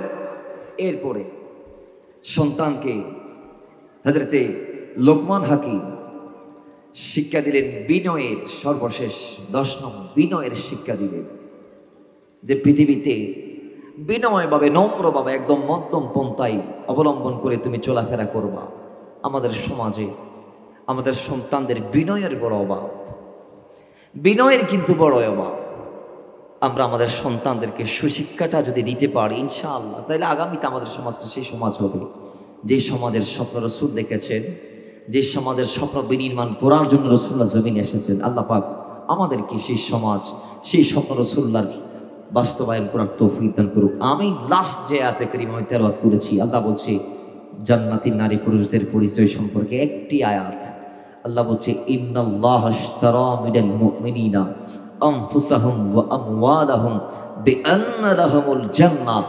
যারা ঈমানদার, আল্লাহ পাক তাদের জান এবং সম্পদ, দুটা জিনিসের কথা আল্লাহ বলেছে। আল্লাহ পাক তাদের জীবন এবং সম্পদ, জান এবং মালের বিনিময়ে জান্নাতকে বিক্রি করে দিয়েছে তাদের কদমে। জোরে বলেন সুবহানাল্লাহ।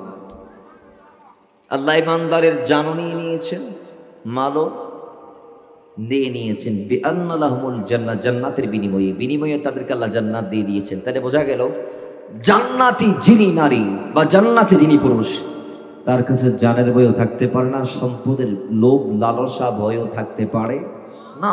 এই একটা মেসেজ, যিনি জান্নাতি তার কাছে জীবনের কোনো অর্থই নাই।